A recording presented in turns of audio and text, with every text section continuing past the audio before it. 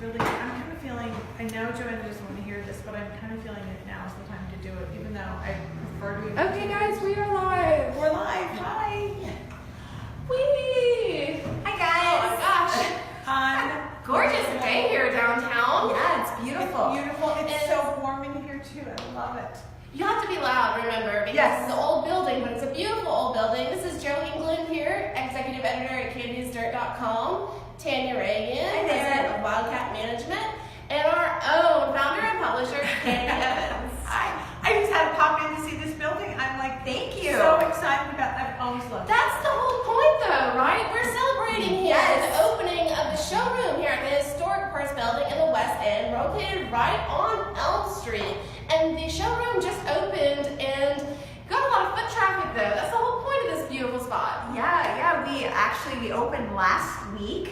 Wow. So last Wednesday, took all the paper down, opened the showroom, had a chance to give everyone kind of a first-hand look of what the space is looking like. It's been, Amazing. closed up for almost 30 years, so it's been a little while.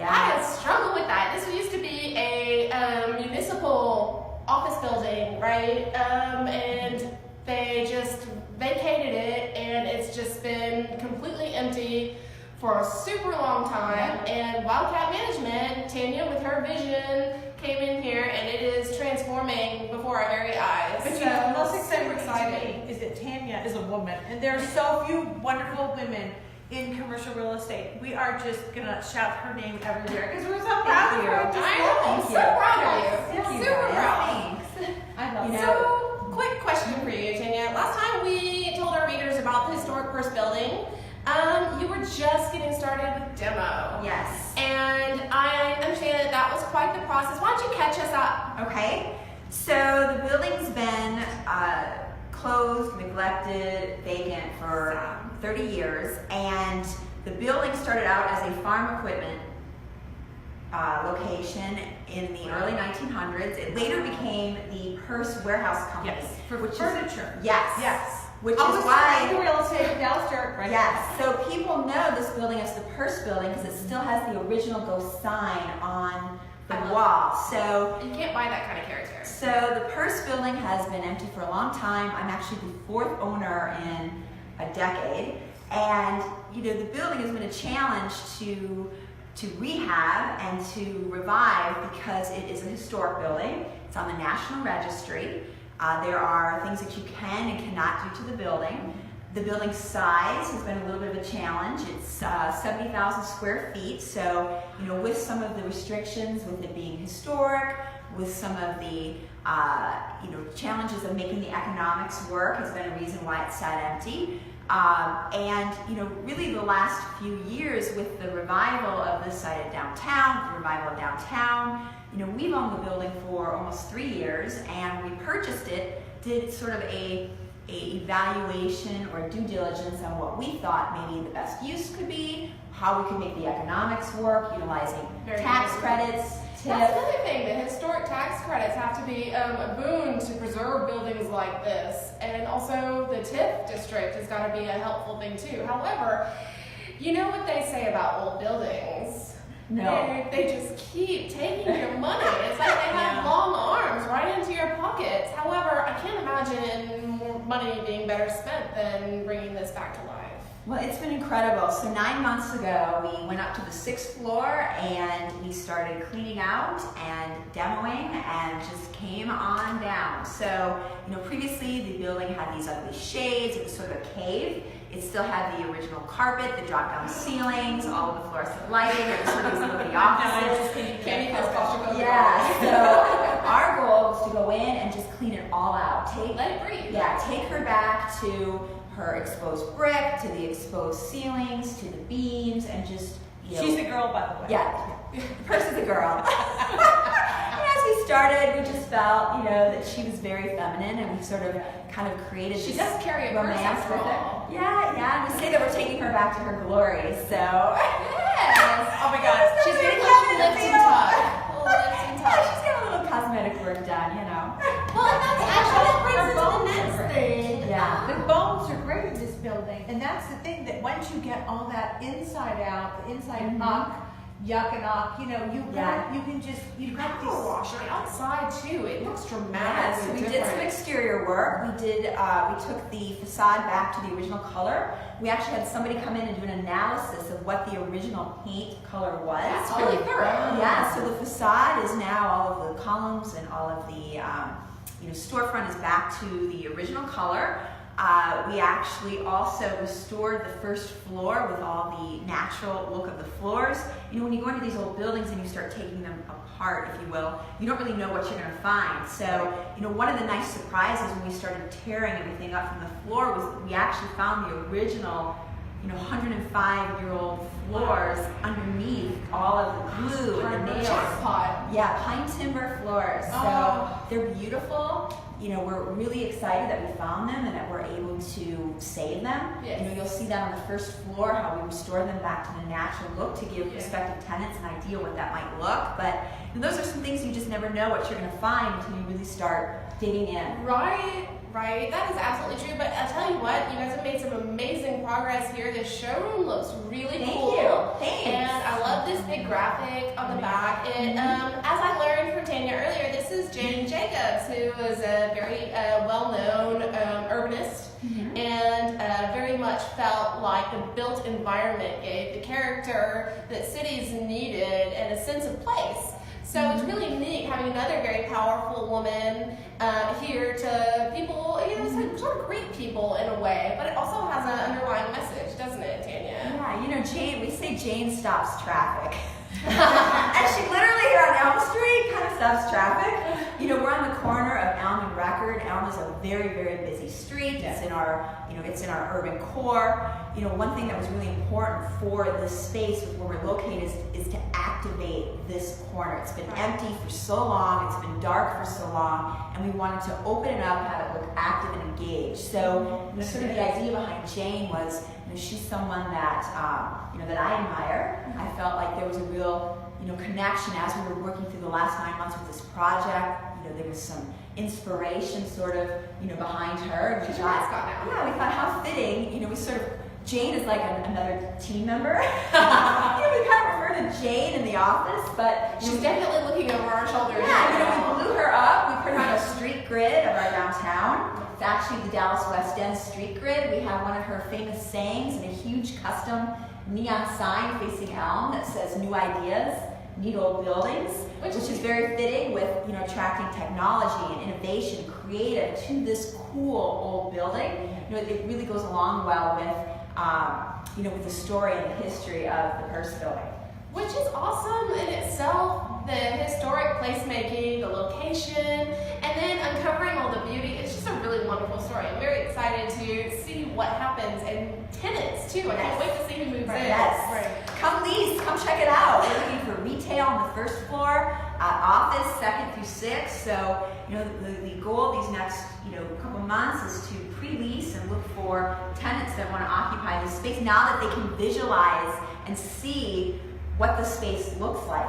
Which is really, really cool. I just can't think of another adjective other than this is such a cool place. It's just really fantastic. I'm feeling good vibes here. Thanks. Very good vibes. Good vibes. I feel more as I go upstairs. I love it. Tanya has a history downtown, of course. Tanya was one of the first people to really put her money where her mouth was and take farmers market to the next level and really try to engage people in a way that was historically sensitive, but also capitalize on the momentum of the area. So what are some parallels you can draw from your experience working in the farmers market and then here in the West End, which is also gaining steam and redevelopment and revitalization?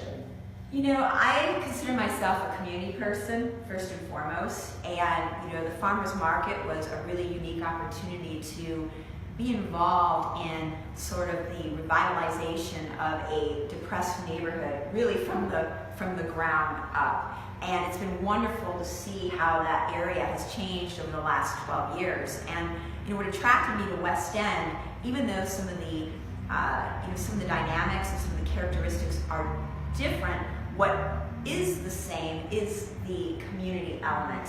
And having the opportunity to be involved with West End, as it was starting to experience that revival, become the innovation district, you've seen the Smart Cities initiative that has come into the neighborhood. You've seen a lot of new property owners in the last couple of years since we've moved in. And really feeling that opportunity to come in sort of at the ground floor again, where you can really truly make a difference and have an impact. And I find that really inspiring.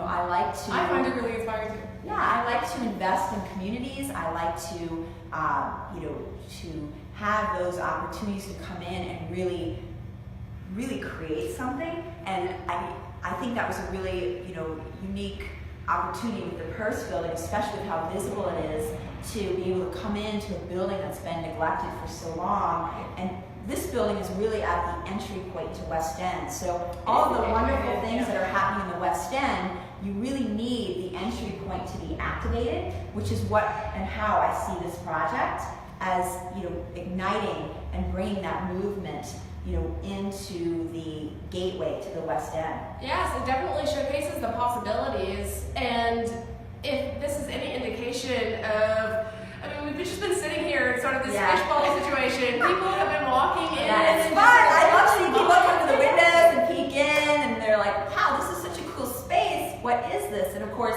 we're right across the street from this little park too. Yeah, we've got the park, we've got, the scooters, we've got, transit, we've got the DART station right next to us. Of course, we've got the beautiful records building with the project across the street. So, it's wonderful to see the reactivation and the movement on the street. It really is. It's gorgeous. And this little So right across the street. Right across the street. This is part of Dallas that we cannot lose. Right. Because there's so much new in Dallas, and there's so much, from mid-century, but this is the part, this is the core right here. Yes. And I want it to get stronger. And young people, people that are moving to our city, young professionals that are coming from other parts of the country, they have a certain expectation. Right. And their expectation is to move to an urban core where they can live nearby, where they can walk to work, where they don't need a car, where they can hop on the DART or take a scooter and have everything they need in a 24/7 environment.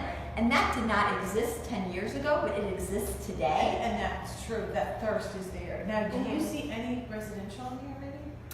There will be no residential in this building. This building is strictly office and retail, but the good news is we do have new residential that has recently opened just behind us. It's 555 Ross. We have new residential projects that are happening all around us. So for companies and technology companies or relocation companies that are moving to our downtown, we have housing literally a block, 2 blocks right down the street. So skipping and jumping from Victory too. So absolutely. Actually, the other night we had an open house and we had several of our community stakeholders that live over in Victory that had walked over to check out our space. So it's it's exciting to see that mobility happening in our downtown core. Absolutely. It's very exciting, and this is just, hopefully the beginning of more. Yeah, I hope so. I hope so, especially with these historic buildings. We don't have a lot of them left. No. A lot of them have been torn down, and young people who move to our urban core that are coming from maybe they're coming from New York or Chicago or there are San Francisco. or Philadelphia, where Their there's so many of expectation. these buildings that are still there. each one is an opportunity too. Exactly. So just like Jane says, Yes. new ideas, old buildings. And what's But special? some of them have to be torn down because they have asbestos and other problems in them. But if they don't have to be torn down, if they're built like brick, and they're strong, then just let them stay and just enhance them. This one is like a rock. Yeah, and that was a challenge with this building. It did have, it did need abatement, which is another thing that can make these projects hard. Yes, and when you come in very having to go through the cleanup process, which we have done as part of our phase 1, that is completed. But these old buildings are really, really special, and young people want to live in a city where they have that history. Because they want that history. They want to know what I think young people kind of get some sense of security knowing what their forebears did. When And they they were love a alive. story too. And historic is cool. That's our tagline. Who wants to go to a boring high-rise when you can be in a cool historic building? Something else that's special about this building is every floor. Each floor is just under 10,000 square feet, but each floor has its own unique characteristics. So where one you might see a lot of texturizing on the brick, another might be painted. The floors might be a tad different. Beautiful views of the city. So it really gives the right user the opportunity to come in and still be a part of that transformation with each floor having a very unique historic look. When completed, there will also be a rooftop deck, right? That's correct. Yes. And that's going to be exciting because of this end of downtown, you've got such awesome views from the roof. That's going to be incredible. I'm excited to see that. Please have me when you have a cocktail reception. I will. I will. Just getting to the nitty gritty, have we talked about any potential people coming here? So our showroom opened last week, and leading up to the opening, we have had some interest. We had one user in particular that was interested in the 6th floor. We made the decision that we were going to finish out the 1st floor, give tenants the opportunity to see what the space will look like. My hope and my goal is to find a user that could potentially bite off either the whole building or a good portion of it. I think the building really fits kind of a sweet spot with its size, where a user that may go to Western Marketplace or another larger building in the neighborhood, if you're talking 200,000 square feet plus, you kind of get lost in that. For the right user, you have the opportunity to move into a building that's right on Elm Street, highly visible. You can be the anchor tenant, and you kind of fit that size spot that that this building can fulfill your needs size-wise. So, we really wanted to get the space open, kind of give people the opportunity to see what the space might look like, with the expectation that we really would like to attract, if not single users that take the entire floors or multiple floors.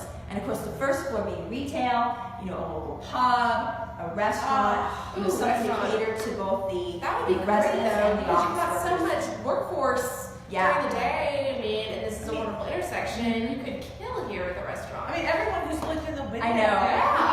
Come on in. We kind of wave at everybody. That's all we have time for today, but this has been so awesome. Let's break down the numbers real quick. It is this gorgeous building. It's at 601 Elm Street, 65,000 square feet. Yes. And if you want to schedule a tour, call 214-233-0485. And follow us on social media. It's First Building Dallas and Wildcat Management.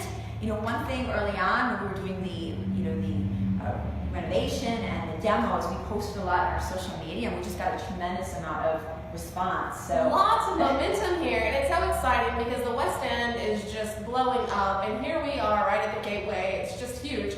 So super exciting. Also, stay tuned to CandysDirt.com. We're going to post a follow-up there with some exclusive photos, new photos of the upper floors of this building. So stay tuned for that. Thanks again.